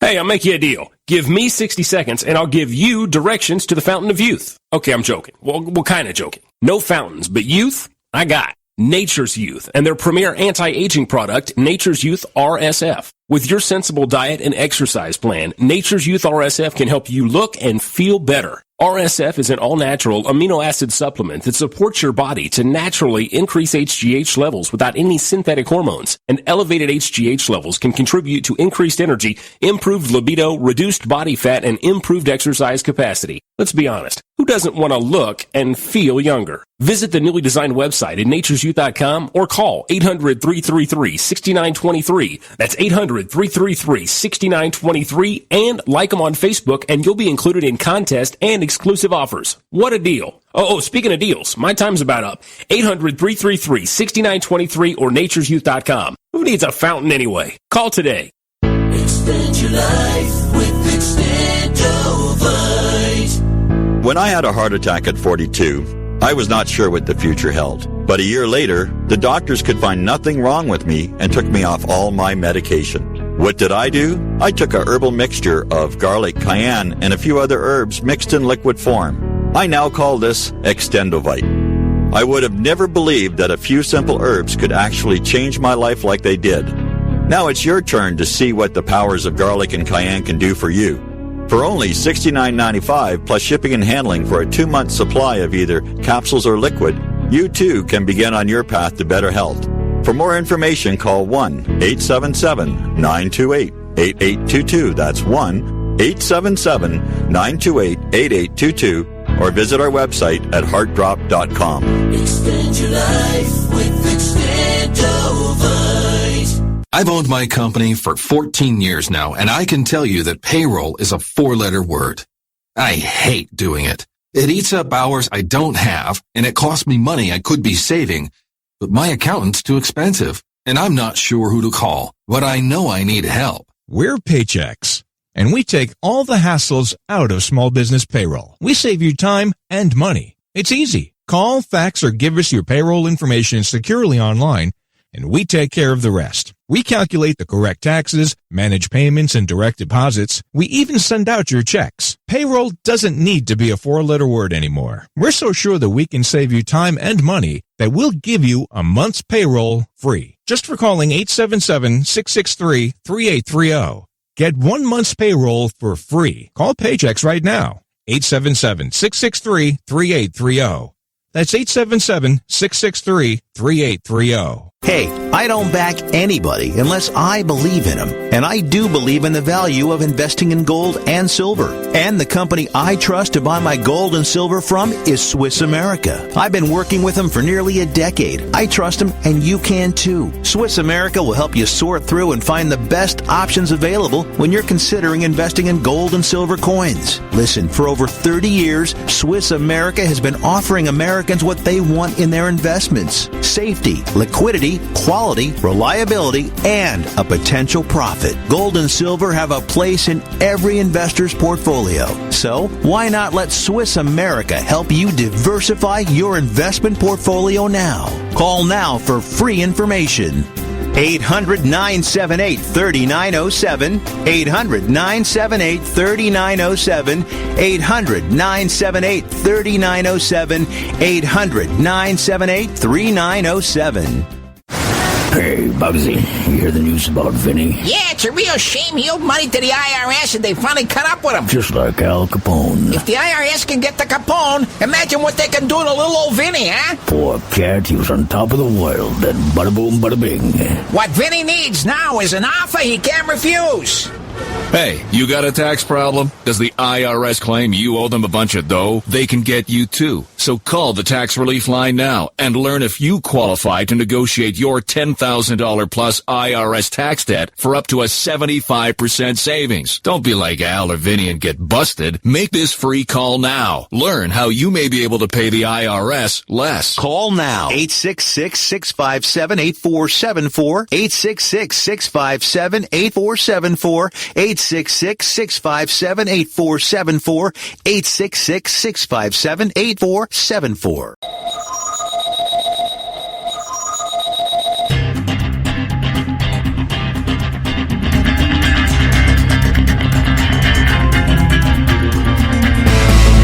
All right, here we're back I'm John Matthews, your host, along with Joe Hakos, and you are listening to the Conservative Syndicate, real conservative talk from real conservatives. And as we get ready to go to the 4th of July weekend, I do want to just update you on something here.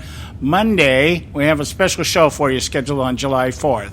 We're going to have Jordan Page and Matt Fitzgibbons. They'll be in the first and second hour, respectively. And these are musicians, recording artists that specialize in patriotic songs about America. We've had them, Jordan, we've had on the show before. Matt, I met just in the last couple of weeks. And we're going to showcase some of their music and talk to them about their inspiration and what they see in America. That will be on Monday, July 4th. So it'll be a good day. It'll be a fun day. And just tune in right here at the Conservative Syndicate or any of our 8-9 affiliates that we're on right now. Go to our website, theconservativesyndicate.net, and choose whichever one you want to pick to listen to us. So that's on Monday, July 4th, right here at the Conservative Syndicate. Now, we're going to get into the final, what I call the punchline here, because Obama goes from, in his speech in Ottawa, off the cuff here, off the teleprompter, off script as the media mentioned it or reported it, and he has addressed the idea of populism, which in his mind is the idea that people were calling for government to intervene into the private sector to make everything better, more equal, and social justice be dealt out. Make things fair. Remember the word fair. Yes, it's all about being fair. Everybody pays their fair share, and everybody gets their fair share, and everybody gets a fair shake, and everybody gets a fair shot, and all this other stuff, all through the process of redistribution, which is Obama believes is the populist argument that's out there and what got him elected. He says his whole platform was about improving the lives of workers, of lower and middle class people. And he could do more if he just had more time. Yeah. And of course, Hillary is going to, even though the economy still sucks, Hillary's going to make it better. Obama did a good job, but it still sucks, and I'm going to make it better. I'm glad you brought her name into that, because as he was going on that little quote-unquote rant, he described Hillary Clinton to a T. Yeah, exactly. And by the way, do not lose in the translation here the idea that he basically defined himself within the same parameters of Bernie Sanders. Yes, absolutely. Yes, because they're only like a tenth of a degree off from each other. Yeah. And in fact, Barack Obama would go and be more like Bernie Sanders if he thought he could get away with it. Oh, yeah. And Hillary's trying. She's already out there doing it. Like the difference between Bernie Sanders and Barack Obama. Bernie Sanders believes that education should be free, tuition free. Taxpayers subsidized, tuition free. Barack Obama believes that in exchange for your education, you should work for the state. Yes. Okay, there's the difference. Yes, you should be a conscript to the state. Yeah, and there's the difference. And Hillary, her view on education is that it should be free so that you can go out and build businesses that would funnel money into her campaign. Yeah, or her global initiative. Yeah, so you should be a cash cow for the globalist elites. So she never has to work another day. Oh, she's never worked a day in her life anyway. What am I talking about? Yeah, so you pay back your student loans by basically contributing to the campaigns of the elitists that will give you the education for free. Hey, well, let's get to this. We'll never make it out of here. Yeah. Okay, I'm going to get to this. Now, this is a punchline. What he's doing is he's going to kind of evolve from talking about populism into immigration, because that's what he's claiming here. Basically, Donald Trump is, as he refers to him, a demagogue who is xenophobic and racist and bigot. But see, just listen very carefully. And if you've listened to Obama speak at all, you'll pick up on this right away. And when we bailed out the auto industry, that wasn't popular, so maybe I wasn't populist. But I tell you what, all those automakers, all those UAW members, both here in the United States and in Canada, are pretty happy I did, even though it had about 10% popularity at the time, even in states like Michigan. So I don't know, maybe that was an elitist move on my part because it didn't pull well. Last time I visited an auto plant, though, they were pretty happy. So let's just be clear that somebody who labels us versus them or engages in rhetoric about how we're going to look after ourselves and take it to the other guy, that's not the definition of populism. Sorry. This is one of the prerogatives of when you're at the end of your term. You just kind of you go on these occasional rants. Okay. All right. Now, what was left out of there? I must have cut the clip short there. I'm really sorry about that. What was left out of there was the way he started talking about immigration. And what he said about immigration was basically this. This country was built by immigrants. And whether or not you agree with what's going on with immigration right now, basically what he was saying was, nobody in this country, unless you're a native Indian, nobody in this country came over here. Everybody in this country came over here from someplace else. And some of them without papers. Okay? Now, he then went on to allude, or his closing remark was, so everything that's happened in this country was done on the backs of somebody else, and you didn't do that. You didn't build that. He was making the same comment he made once before about people who have been successful in business didn't do that on their own. It was either a teacher or somebody influenced them or, this, that, and the other. It was always somebody else. It was always somebody else that made the opportunity possible. And he did the same thing with immigration. He alluded the same way in immigration, that the immigration system that we have here and the opportunity, the American dream to become part of the American family, I believe is the phrase he used, was done by immigrants. So it wasn't done by us. It was done by those who came before us. And not all of them had papers when they arrived. And he goes and singles out, there was discrimination against the Irish and the Jews and the Italians when they first came over here. But they withstood it all, and they went ahead and did their thing. Okay, now, I agree with that. I agree with that. But when did any of those particular cultures come over here to the United States with the intent of blowing the system up or killing the people in the country? See, so he's trying to defend his views on immigration and refugees and everything else in line with immigrants that came over here and did take advantage of the opportunity, didn't care whether the government got involved in their lives or not. In fact, didn't expect the government to do anything for them. Understood they were going to be discriminated against and stood against it anyways and overcame and built their own little, private legacies kind of built thing. Their lives. I mean, he says it was this exploited by demagogues. And so he's talking about this immigration. He's basically talking about Donald Trump and Trump supporters because, we want to have a closed border. We want to have a say in who comes into our country. He says it was directed at the Irish. It was directed at the Poles and the Italians. And you go back and read what was said about these groups. The president recall. It's identical. What they're now saying about Mexicans, Guatemalans, Salvadorians, or Muslims or Asians. Same stuff. They're different. They're not going to fit. They won't assimilate. They're a big crime. That same argument. They won't assimilate. Well, it's because they say they won't assimilate. You look at what they're doing. They're flying Mexican flags at Donald Trump, protesting Donald Trump. That's assimilation? Well, here's the difference. It's a generational difference, much more than anything else. I live here in California. Yes. Large, huge Hispanic population. Yes. And I can tell you personally, I know more Hispanics that are against illegal immigration than I know that are for it. Yes. Because they will tell you the same thing. I came over here with nothing. I went through the system. I became a citizen. I pay my taxes. I worked my way up. I put my kids through school. They lived and embodied the American dream. Thank you. Exactly. Okay? They earned it. Go ahead.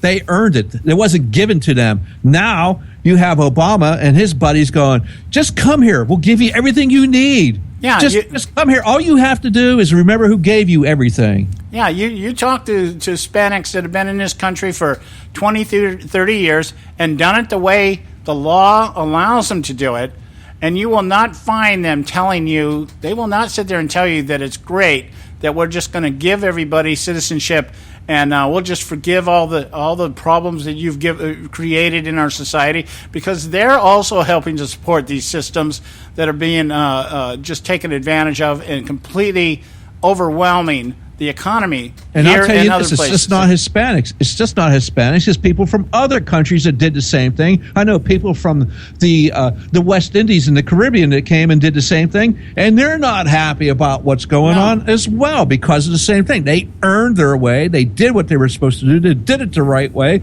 and now the government turns around, just like everybody else who is sitting here and says, why is the government treating these people, pandering to them, making them some kind of special class people at the expense of actual, no kidding, citizens? Yeah, you talk to any group of minorities, and out here in California, we got them all. And we got them all in abundance, to such a degree that we have segregated communities out here. You know, like I told you, Little Italy, Little India, Little Korea, Little Saigon, you know, the whole 9 yards. You have that in all kind of metropolitan places. Yeah. I mean, it's in New York the same way, in Pittsburgh the same way, Chicago, Philadelphia, Washington. It's all of that. Yeah, you're going to have those little clusters, but then again, they're out there waving the American flag. Yeah, but the other thing is they're out there building their own businesses. They're putting their kids through school. They're not sitting around waiting for the government to hand them out something. This is about creating an entirely new demographic, a completely dependent society on government that will ensure the elitists and the establishment types will be in power and can feed into the global idea of collectivism. We're going to be right back. Stay with us right here at the Conservative Syndicate. Don't go away.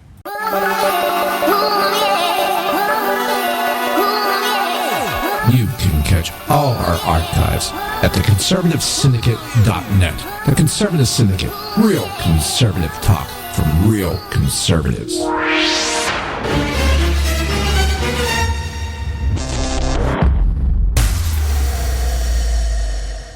Hey folks, if you're like me, you don't place a whole lot of trust in today's media for the real truth and facts regarding the volatile world of finance and politics. When I want the real scoop on money, I go to the most trusted source I know, my good friend and colleague, Bob Cardosa. Bob is a noted expert with a PhD in international finance who airs his nationally known, globally syndicated show, Robert Cardosa Live Daily, Monday through Friday, 3 to 5 p.m. Pacific Time. With Bob, you get the right information at the right time from someone who knows his business and can help you make the right decisions concerning yours. Again, Bob airs daily, Monday through Friday, 3 to 5 p.m. Pacific Time. Visit his website at robertcardosalive.com for information regarding stations and topics. That's robertcardosalive.com. Check Bob out. You'll be glad you did.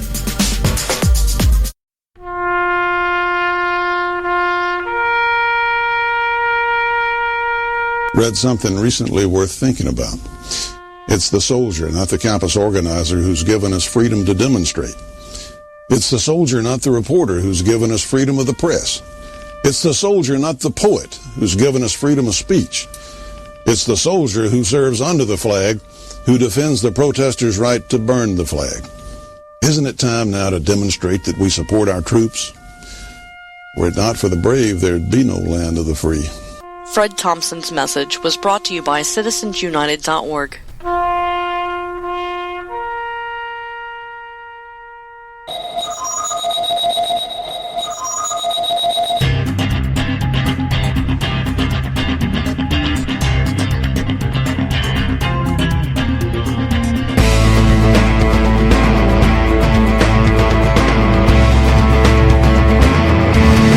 Okay, here we're back. And you're listening to the Conservative Syndicate. We're glad you took the time to join us this afternoon, and just give you another wish for a great July 4th weekend. Don't forget what we're celebrating. It's like Christmas. It's not about the gifts that we give each other. It's about the gift that we have been given by our Creator, who endowed us with unalienable rights. And that's what it's all about. Now, closing comments here on the comments made by Barack Obama up in Ottawa. And I just really sorry I cut that clip off when I did, because the punchline, to me, it was worth listening to the whole thing just to listen to him come up in the end and basically say that, we who are in this country, second, third generation, fourth generation, fifth generation, however long your family has been here, everything you have is because of something that somebody else did. And I guess to some degree, that's true. But not to the degree of saying, well, it's okay now just to open our borders and let anybody in so that we can give them the same opportunity when the people that we want to let in want to kill us. Yeah. There's a big difference here between talking about the discrimination that took place between the Irish and the Italians and the Jews and other cultures that came over here that weren't readily accepted when they first arrived, that kind of thing, than talking about allowing people into the country that not only do not want to assimilate into America, but want us to assimilate into their culture so that they feel better. Yeah, and if you don't assimilate, well, they don't mind killing you. Yeah. So, I mean, to listen to this guy, he's up there and he's going, here, let me read this to you. I'm pushing very hard and will continue to push until I leave this office and expect our next president to push for a comprehensive immigration reform plan that can fix those aspects of the system that are broken so that we can remain a nation of laws and a nation of immigrants. Well, nation of what laws? He ignores these laws. A broken system. It's an unused system. He's refused. In fact, he just got told by the Supreme Court that, hey, you've overstepped your bounds. Oh, that's right. It was a 4-4 tie. So we can just go back. He's going to ignore what the Supreme Court said. Yeah, because and by the way, in line with that, there is now the talk that he is going to appeal this ruling by the Supreme Court, and the basis for his ruling.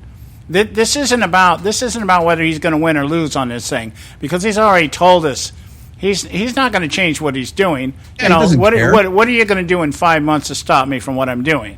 Yeah, that kind of thing. But this isn't about. This is going to be the narrative. He is going to come out and say we need to appeal this ruling because we didn't have that ninth Supreme Court judge sitting in the seat. Even though if Scalia was still alive, he would have lost this thing outright. Scalia certainly would have ruled against Obama. Yes. Okay, but that's not imperative. Let's not let a good crisis go to waste. We had a 4-4 split in the Supreme Court.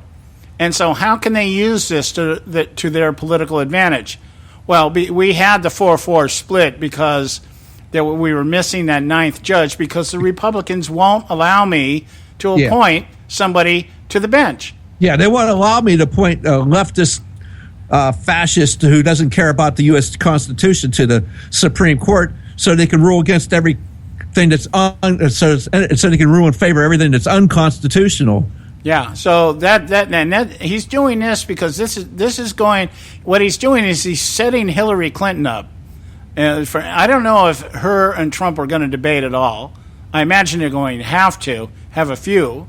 Now, how many they have, that's going to be contingent on what Wasserman Schultz can wiggle out of. Well, unfortunately for Hillary Clinton, the Super Bowl is not in the summertime or the fall. It's normally around February. So I'm sorry, the election will have taken place by then. So the debate will have to be when people might actually watch it. Yeah. So they're going to have. I'm sure they're going to have at least 3 debates. I mean, you would think that they would a minimum of that at least. I don't know, maybe one. But one of the things that will come up, obviously, will be the appointment of Supreme Court justices. And I can tell you right now that the argument that she's going to present, and one of the things she'll say is, well, look what happened because we didn't have that ninth Supreme Court judge. So it was a tie on the immigration thing. So President Barack Obama, who wants to make it so great for everybody coming into this country, give them opportunity to take advantage of our wealth redistribution program. And what happened was the Republicans blocked it. And so, this is the important thing. You can't have the Republicans in power because these kind of decisions would have they're going to affect the immigrants coming into this country one way or the other. What she won't say is the Democrats would have done the same thing if it was if they were in the same position. Yeah, and like I said, if Scalia had been alive, it would be done. It would be done. It would be a moot point. Yes, exactly. It would be a moot point, but it's good politics. They're going to have something they're going to be able to use here. Okay, guys, we are coming up. This is Friday. Yes. We're coming up on the end of the show. And as always on Friday, we like to play Raise 'Em Up. It's a 2-minute little segment here, and it's the prayer for our country. Yes, because that's really this. And we really got to turn it back to God and say, God help us. God help us. So I just want to remind everybody, Monday, we got a good show for you. July, especially, boy, get it out, John. Especially created just for the 4th of July. Jordan Page and Matt Fitzgibbon will also be launching with a new affiliate out there, Red Nation Rising. We want to bring that to your attention, another affiliate. Yes, on Independence Day. On Independence Day. And all the other good stuff that we do all the time here on the show. Visit our website, theconservativesyndicate.net, and have a good weekend. Have a safe weekend. Enjoy the festivities that in your respective communities. And just remember what makes America great. We make America great, not the government. We make America great, and we need to remember that. So anything you want to say, Joe? Just have a good time. Enjoy your families and be safe. All right. All right, everybody. God bless you all. We'll be back here on Monday ready to go. And, just enjoy your weekend. Have a good time. Bye-bye. Guide me to who you want me to help. Raise up more that will call upon your name. Raise up those that love you and seek you and trust you. Raise them up, Lord. Raise them up. Lord, we need a generation of believers who are not ashamed of the gospel. We need an army of believers, Lord, that hate to be lukewarm and will stand on your word above all else. Raise them up, Lord. Raise them up. I pray for unity among those that love you. I pray that you open their eyes so that they can see your truth, Lord. I pray for your hand of protection and guidance.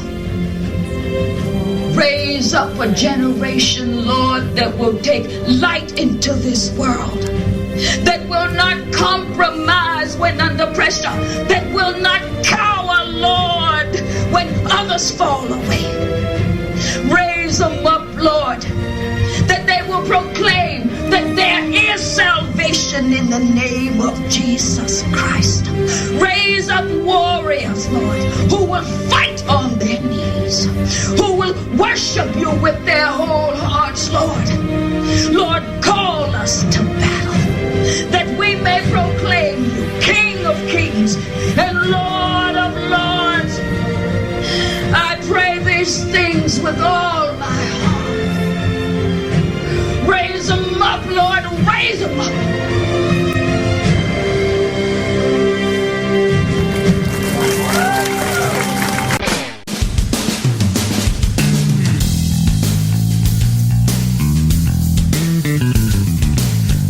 Thanks for tuning in to this edition of the Conservative Syndicate, the nationally acclaimed, globally syndicated, politically incorrect talk show that seeks to tear down the imaginary wall of separation between church and state. We want to make you aware you can find and access all our show archives at our website, theconservativesyndicate.net, as well as our broadcast stations and times. That's theconservativesyndicate.net. We so appreciate you taking the time to tune in, and we so look forward to continuing to bring you the best in uncompromised talk radio available on the net today. And remember, folks, it doesn't matter how many times you get knocked down in life. It only matters how many times you get up. I'm John Matthews, along with Joe Hako, signing off until next time right here at the Conservative Syndicate. God bless you, and may God continue to bless America.